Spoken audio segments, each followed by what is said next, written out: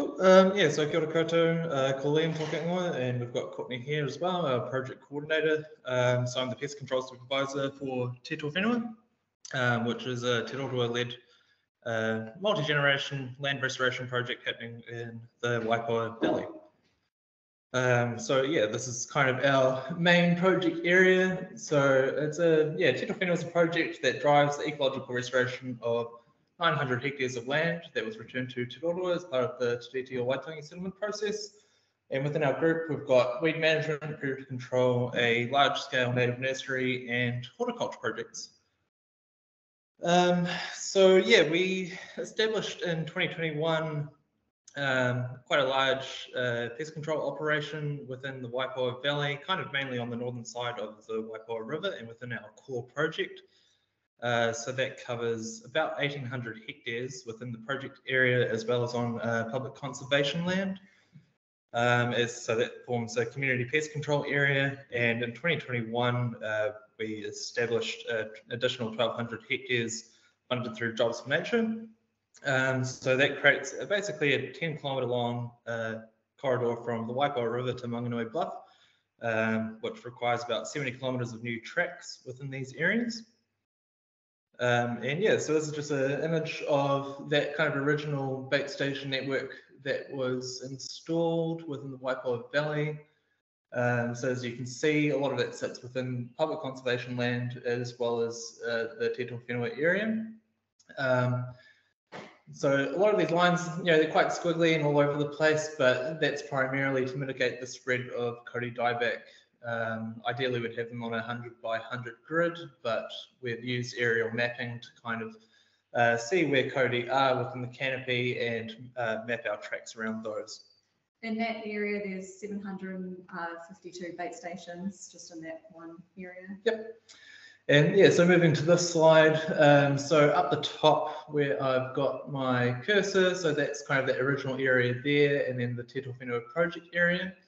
And this is our expansion area moving south through to Manganui Bluff, and we work quite closely with Waipoa Forest Trust and the Native Forest Restoration Trust in these areas respectively.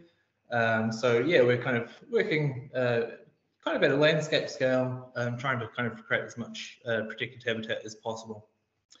This is just a photo of our area from the lookout, looking north over the Waipoa. Yeah, some of our tracks are quite difficult, so we're working within the Waipoa River Valley, and quite a few of our tracks cross the river or end up being mainly in the river for most of it. So sometimes you get a bit of wet feet, but you do get to see some beautiful spots like this, which is, yeah, probably a couple of k's from our headquarters. This is kind of looking north towards one of our areas south of Waipoa Forest with our kaimahi and our volunteer on the left. So we had a volunteer come and help us out for a couple of weeks, which was great. Great to have some community engagement and support. And yeah, this is Manganui Bluff. So these are some of the rugged kind of areas that we're working within. But yeah, beautiful spot to work in. At Manganui Bluff, we've got a number of different lines and 2 different bait stations set up at each point. So we're using the large fill-proof bait stations as well as the bait-safe bait stations. And we've this year we've done 2 pulses in both of these bait stations, and we've had a lot of really high numbers of possums, but yeah, I think we're starting to see a significant reduction in there, which is fantastic. We were getting on our first pulse 8 or 9 on some of our stations possums, so yeah, it's really good to see the changes in there.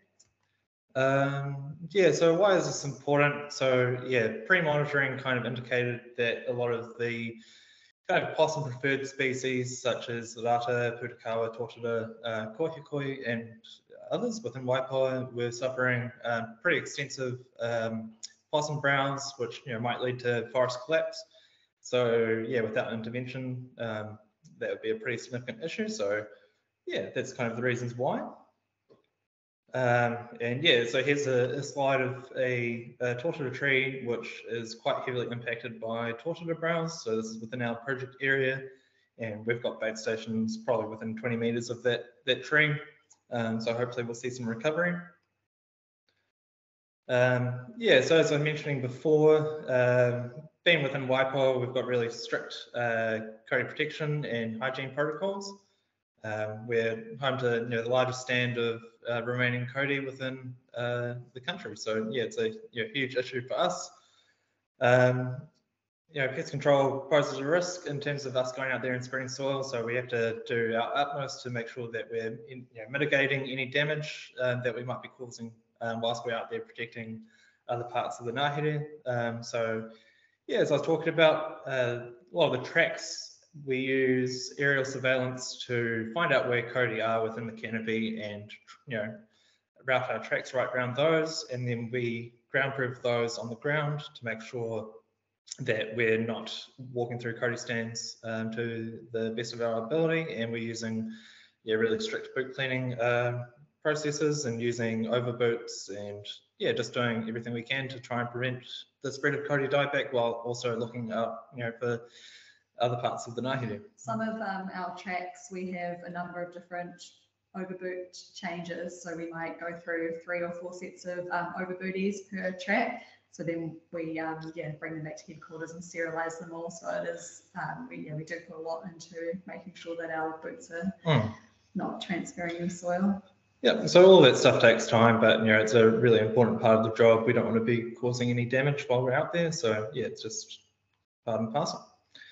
So yeah, here's a picture of us being quite close to a Kōrero. So I think on this track we have 6 overboot changes, and we're basically looking at every time we cross over a ridge line, move between a new stand, or cross any streams and things like that, we're doing overboot changes. So sometimes they can be as close as 20, 30 meters apart in between Kōrero stands. So yeah, really important. So far we've got 1,593 bait stations across the entire network. So within our original installation, we've got 741 across 24 bait station lines, and we've got 852 across 42 lines in our extension area, and we've been doing multiple pulses per year, targeting both rats and possums, and we've cut 65 kilometres of new track. So this is from Manganui Bluff. So I think we had 8 or 9 possums under the bait station. It was our first pulse. So we've done 2 additional pulses since then, and we've been getting 2s and 3s. So yeah, really good to be seeing that change over time. It'll be interesting to see what the monitoring results are from that. So we've been working as a team with members of DOC, our wider Te Roroa Whenua, Northern Regional Council, Kaitiaki Kiely, and Native Forest Restoration Trust. We're just working on building our collective knowledge and making sure that we're using up-to-date methodology and using best practice as much as possible, and constantly looking to learn and develop our strategies. And we also communicate with neighbouring groups to time our bait fills and our work. So we're kind of having a bit more of an impact across the landscape level. And we're also working alongside local schools and communities through education around pest control, trapping, and the importance of conservation work. As part of that community engagement, we've been doing trapping workshops within local communities, and assisted in a number of school field trips, and groups like the Rotary Club coming to visit us. And I think those are some of my favourite days, when we get to engage with people from the wider community and just talk about the importance of conservation work and how vital the ngahere and the awa are to us. And I think passing on that information and developing young minds around that is really, really important to the future of conservation. So those are always my favourite days. So we've got a school visit from Dargle Primary School, and just talking about some tree ID, stuff like that, and going through trapping kind of information and what threats pests pose to our important manu and the ngahere in general. Here's us doing a trapping workshop in Waimamaku, which we've got another one coming up in a couple of weeks, so we're looking forward to that. So this is working with Northern Regional Council. So we're running through best practice trapping techniques, as well as distributing traps out to the community as well. So we're trying to build more of a collective kind of community effort in regards to pest control. And here's a visit from the Dargle Rotary Club, and we hosted them with members of Te Whapa Cody Coast, and yeah, members of our team, and just doing some tree planting around our new nursery site. So yeah, just another fantastic opportunity to engage with the community and yeah, talk about our project and the work that we're doing. I think it's really important. So yeah, great to work with the Cody Coast office, and yeah. And yeah, last slide. I think this is just us off in the bush doing what we're doing. And as always, thanks to our funders, the Department of Conservation and Northern Regional Council. So I think that's it in terms of the presentation. So I will just stop sharing, and if there's any questions or partai regarding this, yeah, more than happy to take those. That's awesome. Thanks, Liam and Courtney, for presenting that. I love seeing the work that you guys are doing. And if anyone wants to keep up to date with Te Toa Whenua, they've got a great communications database email that goes out quite regularly with all their awesome mahi. So jump onto their website and sign up to that as well. Or maybe one of you guys can put the link into the chat group. Also 6 overboot changes. Gosh, there's a lot of effort, but it's important to see that that overlap between protecting the Cody and doing that predator control. So that's awesome. We already have one question in the chat box from Yvonne Steinman. What are you putting into the bait stations? So this year we've kind of adjusted our methodology. In some of our areas, we're having quite big issues with rats getting in and eating all our pre-feed, because primarily we're using ferritox, so potassium cyanide, and we're finding that rats were getting into the pre-feed, and then that was reducing our possum uptake. And so we've kind of adjusted that. So we're doing a pulse of ferritox with pre-feed, and then 2 weeks after that we're doing a pulse of double tap to reduce rat numbers down, and then we're doing a follow-up pulse with ferritox a month after that. So that's all 3 of those pills kind of consist of 1 pulse, and we'll probably do 2 to 3 of those a year. So yeah, I think it's a really big knockback effort to reduce numbers quite significantly.